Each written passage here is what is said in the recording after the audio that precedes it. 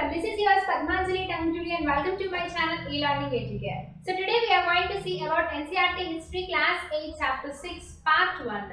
So factory owners, viewers and iron smelters. So అసలు ఈ యొక్క ఎందుకు ఈ చాప్టర్ కి నేమ్ పెట్టాము అంటే ఒకసారి థీమ్ అనేది తెలుసుకుందాం. Let me see the theme of this chapter. So that ఇండియాలో కాటన్ పండించేవారు కదండి, రైట్? సో ఫస్ట్ ఇండియాలో కాటన్ అనేది పండించేవారండి. సో ఈ cotton we call it as a raw material, right? So ఈ యొక్క రా మెటీరియల్ నుంచి ఫినిష్డ్ గుడ్ తయారు చేసేవారు. ఏంటి? శారీ అనుకుందాం for example. Let me assume it as a sari. So this sari was man made అండి. So the saree was man-made and not cheap. So not cheap. So that Britain, India వాళ్ళు, so ఇండియాలో Britishers యొక్క cotton యొక్క raw material cotton ఏదైతే ఉందో అది purchase చేసి Britain కి ఎక్స్పోర్ట్ చేసేవారండి. ఏంటంటే cotton which is raw material అది పర్చేస్ చేసి బ్రిటన్ కి ఎక్స్పోర్ట్ చేసేవారు. అండ్ బ్రిటన్ వాళ్ళు ఈ యొక్క రా మెటీరియల్ ని ఫినిష్డ్ గుడ్ గా మార్చి, అంటే ఫర్ ఎగ్జాంపుల్ శారీనే అనుకుందాం, ఫినిష్డ్ గుడ్ గా మార్చి మళ్ళీ ఇండియాకి ఇంపోర్ట్ చేసేవారు, రైట్? సో మన దగ్గర నుంచి ఒక రా మెటీరియల్ అనేది ఇక్కడ ఇండియాలో పర్చేస్ చేసి బ్రిటన్ కి పంపించేవారు బ్రిటిషర్స్. సో బ్రిటన్ లో ఈ యొక్క మ్యానుఫ్యాక్చర్డ్ గూడ్ అనేది ఫినిష్డ్ గుడ్ గా తయారు చేసి ఒక శారీ అనేది ఇండియాకి పంపించేవారు. So that sari that was produced was cheap when compared to the Indian made product. So Indian product compare చేసుకుంటే సో వీళ్ళు ప్రొడ్యూస్ చేసేటువంటి శారీ అనేది చీప్. ఎందువల్ల అంటే ఇది మ్యాన్ మేడ్, ఇది machine made. So this is machine made అండి. That's why that much cheap. So machine made అంటే ఎందుకు చీప్ అనిపించండి? సో మ్యాన్ మేడ్ అంటే ఒక పర్సన్ ఒక రోజులో ఒక శారీనే నేయగలరు. బట్ మెషిన్ మేడ్ అంటే ఒక మెషిన్ ఒక రోజులో 10 శారీస్ వరకు కూడా నేయగలదండి. So that 2/3 of the people ఎక్కువగా కూడా ఈ యొక్క క్లాత్, ఈ యొక్క చీప్ క్లాత్స్ ని ప్రిఫర్ చేయడం జరిగింది. So how did this effect to the textile industry? So how did this effect to the industries అనేది ఈ చాప్టర్ యొక్క theme. Let me see. So that ఇక్కడ మనం మెషిన్ మేడ్ అని అనుకున్నామండి. సో బ్రిటన్ లోనే ఫస్ట్ మెషినరీ అనేది యూజ్ చేశారు. అండ్ ఇండస్ట్రియల్ రివల్యూషన్ లో ఈ యొక్క ఇండస్ట్రీస్, ఈ 2 ఇండస్ట్రీస్ అనేది ఒక క్రూషియల్ రోల్ ప్లే చేశాయండి. సో ఆ యొక్క అసలు ఇండస్ట్రియల్ రివల్యూషన్ అంటే ఏంటో ఫస్ట్ మనకు టర్మ్ తెలియాలి. So what is mean by industrial revolution? Which is a transition from man-made to machine-made. So nothing but which is a transition to the new manufacturing process అని చెప్పొచ్చండి. So man made లో one day లో ఒక sari నేయగలరు, one day లో 10 to 20 saris అనేది నేయగలరు by using the machine. So industrial revolution is nothing but a transition to the new manufacturing process which producing the huge amount of production, large scale production. So that is what we call it as industrial revolution. So industrial revolution లో Britain అనేది అంత పెద్ద పేరు ప్రఖ్యాతి గాంచింది. So world లోనే ఒక first machinery use చేసినటువంటి ఒక నేషన్ గా మిగిలిపోయింది అంటే సో 2 ఇంపార్టెంట్ ఇండస్ట్రీస్ అనేది క్రూషియల్ రోల్ ప్లే చేశాయండి. So one is textiles and second one is iron and steel. So ఈ టెక్స్టైల్స్ అనేది వాళ్ళు machine made, so mechanized production అంటే మెషినరీ యూజ్ చేసి తయారు చేసినటువంటి ఆ యొక్క టెక్స్టైల్స్ అనేది వాడినప్పుడు సో బ్రిటన్ కి ఏం పేరు వచ్చింది అంటే ఇండస్ట్రియల్ నేషన్ అని పేరు ఇచ్చారండి. సో ఇండస్ట్రియల్ నేషన్ గా పేరు ఉంది బ్రిటన్. అండ్ అంతేకాకుండా ఐరన్ అండ్ స్టీల్ అనేది 1850s నుంచే యూజ్ చేస్తూ ఉన్నారు. So by this Britain is named as work shop of the world. So workshop of the world. So let me see the first about the textiles. So textiles గురించి first చూద్దామండి. So textiles in India and as well as world market. Let me see. Indian textiles and world market. Let me see. So 1750 అంటే almost ఇండియాని బెంగాల్లో Britishers అనేది వాళ్ళ యొక్క English factory అవన్నీ కూడా కట్టక ముందు సో అరౌండ్ 1750 సో ఆ టైంలో India was the world's largest textile producer అండి.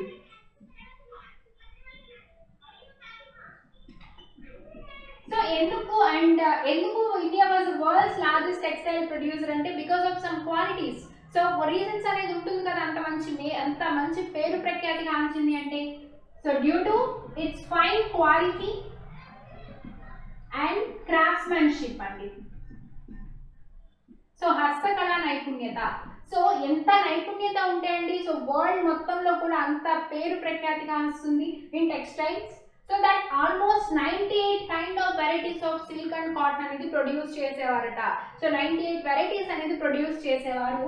అండ్ అంతేకాకుండా ఈ వరల్డ్స్ లార్జెస్ట్ టెక్స్టైల్ ప్రొడ్యూసర్ అన్నాం కదా, సో మనం ఇండియా నుంచి ఎక్కువగా కూడా ఎక్కడికి ఎక్స్పోర్ట్ చేసేవాళ్ళం అంటే South East Asia, Central Asia, West Asia. So ఈ ప్లేసెస్లో ఎక్కువగా కూడా ఎక్స్పోర్ట్ చేసేవారు. అండ్ సౌత్ ఈస్ట్ ఏషియాలో Java, Sumatra and Penang. So these are the places మనం ఎక్స్పోర్ట్ చేసేవాళ్ళు. 98 kinds of varieties of cotton and silk అనేది ప్రొడ్యూస్ చేశారు ఇండియన్స్ అని అనుకున్నామండి. అండ్ అంతేకాకుండా 1730లో 5,89,000 ఆర్డర్స్ వచ్చాయంటండి ఇండియాకి. సో 1730లో 5,89,000 ఆర్డర్స్ వచ్చాయని మనకి ఎలా తెలుస్తుంది అంటే, సో ఈస్ట్ ఇండియా కంపెనీ యొక్క ఆర్డర్స్ బుక్ ఆఫ్ ఇయర్ 1730లో 5,89,000 ఆర్డర్స్ వచ్చినట్లుగా మన హిస్టోరియన్స్ ఫైండ్ అవుట్ చేశారండి from the East Indian Company orders book of year 1730. So అంటే మనం తెలుసుకోవచ్చు ఇండియా యొక్క టెక్స్టైల్స్ కి ఎంత డిమాండ్ ఉంది అండ్ ఎంత ప్రాముఖ్యత వహించింది, ప్రపంచ ప్రఖ్యాతి గాంచింది అని మనం ఇక్కడ తెలుస్తుంది మనందరికీ కూడా. అండ్ అలాగే here like we see the some of the textiles. So Patola which is famous in Surat and Ahmedabad.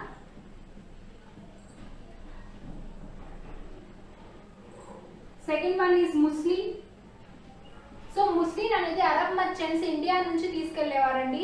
So Arab merchants India నుండి తీసుకెళ్లేవారు. సో అరబ్ మర్చెంట్స్ అంటే ఎవరు, సో ఏ ప్లేస్ నుండి వచ్చారు అంటే, సో దే ఆర్ ఫ్రమ్ ముసోలి, ఇరాక్ అండి. సో ముస్లిం అంటే ఏం చెప్పొచ్చు అండి, which is a fine cotton cloth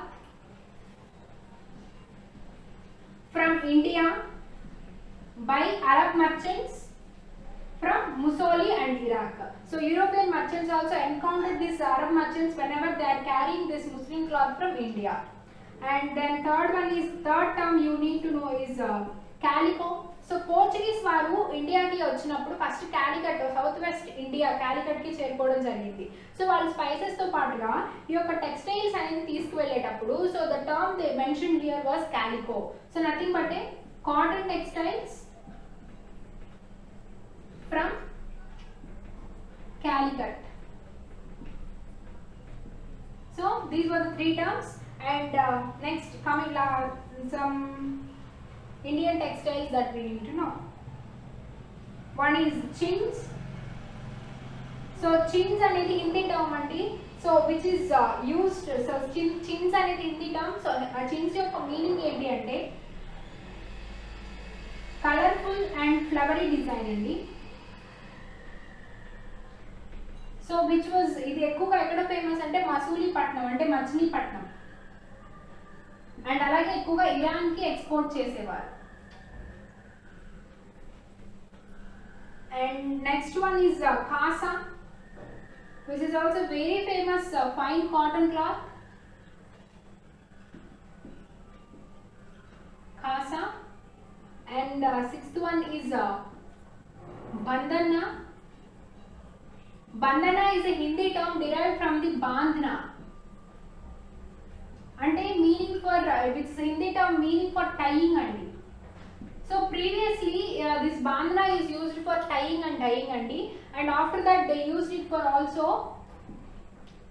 bright colored scarf for neck and head అండి. So bright colored printing scarf అంటాం కదా, so which is used for neck and head.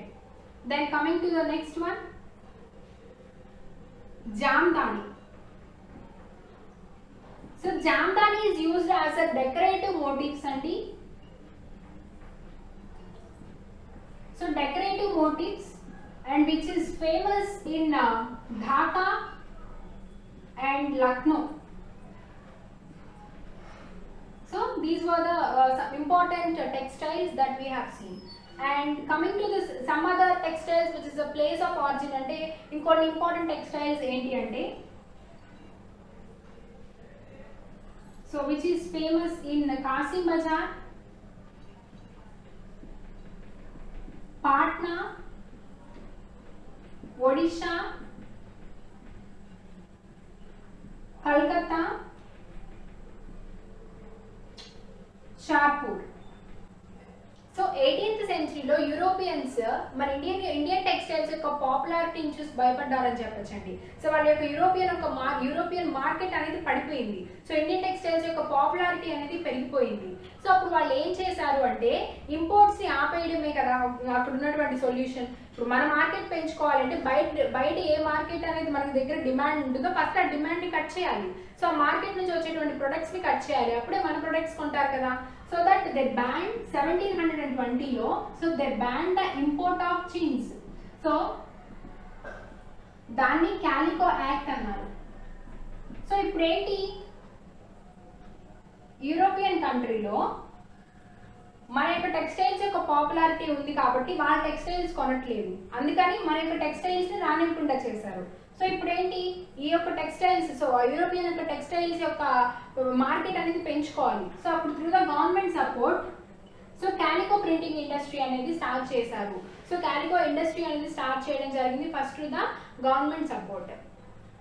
And వాళ్ళు అది యూజ్ చేసి ఏంటంటే ఇండియా నుంచి ఒక క్లాత్ అనేది తీసుకువెళ్ళేవారు. సో ఇండియా నుంచి ఆ క్లాత్ తీసుకొని వెళ్ళి ఆ క్లాత్ పైన ఇండియన్స్ వేసేటువంటి సేమ్ డిజైన్స్ని కాపీ చేసి ట్రేడ్ చేసేవారండి. సో ఇలా జరుగుతూ ఉండగా 1764లో, సో 1764లో జాన్ కాయ్ అనేటువంటి వ్యక్తి స్పిన్నింగ్ జెన్నీ అనేటువంటి వీల్ని కనిపెట్టడం జరిగింది. సో జాన్ కాయ్ అనేటువంటి వ్యక్తి స్పిన్నింగ్ జెన్నీ అనేటువంటి వీల్ని కనిపెట్టడం జరిగింది. By using this wheel single worker can operate number of spindles at a time. So విడిగా అయితే మ్యాన్ మేడ్ అయితే ఒక్కసారి ఒక్కొక్క స్పిండిల్ మాత్రమే మనం చేయగలం. సో దెన్ ఆఫ్టర్ దట్ ఇప్పుడు ఏంటి, so he can operate number of spindles at a time. And దీంతో పాటుగా 1786లో అంటే ఇప్పటికే లార్జ్ ప్రొడక్షన్ అనేది వస్తుంది, number of spindles at a టైంలో మనం ఈ యొక్క స్పిండిల్ చేస్తూ ఉన్నాం. అండ్ నెక్స్ట్ 1786లో స్టీమ్ ఇంజన్ కూడా కనిపెట్టారండి. సో రిచర్డ్ ఆర్క్రైట్ అనేటువంటి scientist. So Richard Arkwright steam engine కనిపెట్టాడు. సో విచ్ రివాల్యూషనైజ్డ్ వీవింగ్ అండి. So which really revolutionized weaving అని చెప్పొచ్చు. సో ఈ యొక్క రెండు మిషనరీస్ యూజ్ చేసుకొని లార్జ్ స్కేల్ ప్రొడక్షన్ అనేది, so huge amount of production అనేది వాళ్ళు ప్రొడ్యూస్ చేయడం జరిగింది. అండ్ ఎంత ప్రొడక్షన్ అనేది మీరు చేసినా కూడా ఇండియా యొక్క డామినేషన్ అనేది తగ్గలేదండి, ఇండియా యొక్క డిమాండ్ అనేది తగ్గలేదు, ఇండియన్ టెక్స్టైల్స్ యొక్క డిమాండ్ అనేది అసలు తగ్గలేదు అని మనం క్లియర్ కట్గా ఇక్కడ చెప్పుకోవచ్చు. అండ్ అంతేకాకుండా ఈ యొక్క డచ్ వాళ్ళు కానీ పోర్చుగీస్ వాళ్ళు కానీ ఈ యొక్క బ్రిటిషర్స్ కానీ వీళ్ళు ఎవరైతే ఉన్నారో ఇండియన్ దగ్గర, సో ఇండియాలో యొక్క కాటన్ అనేది, యొక్క కాటన్ క్లాత్ రా మెటీరియల్ అనేది పర్చేస్ చేసి బ్రిటన్కి పంపించి సేమ్ అదే క్లాత్స్ని కాపీ కొట్టేసి అది వాళ్ళు అమ్ముకునేవారు, ట్రేడ్ చేసుకునేవారు అన్నాం కదా. సో దాని ద్వారా హ్యూజ్ ప్రాఫిట్స్ అనేది పొందారండి. సో ఈ డచ్ వాళ్ళు, పోర్చుగీస్ వాళ్ళు, బ్రిటిషర్స్ వీళ్ళందరూ కూడా హ్యూజ్ అమౌంట్ ఆఫ్ ప్రాఫిట్స్ అనేది పొందారు. సో బిఫోర్ దట్ వాళ్ళకి బ్రిటిషర్స్కి ఒక పొలిటికల్ పవర్ అనేది రాకముందు వరకు కూడా సిల్వర్ని గోల్డ్ని ఇంపోర్ట్ చేసుకొని మన దగ్గర గూడ్స్ అనేది పర్చేస్ చేసుకునేవారు. బట్ ఎప్పుడైతే ఒక పొలిటికల్ పవర్ వచ్చిందో, దివానీ రైట్స్ అనేది వచ్చాయో, వాళ్ళు జమీందార్స్ నుంచి, పీజెంట్స్ నుంచి కలెక్ట్ చేసినటువంటి ట్యాక్స్ ద్వారా వచ్చినటువంటి ఆ యొక్క అమౌంట్ తోటే వీళ్ళ యొక్క కాటన్, ఈ యొక్క క్లాత్ని పర్చేస్ చేసి వాళ్ళు ఎక్స్పోర్ట్ చేసుకునేవారండి.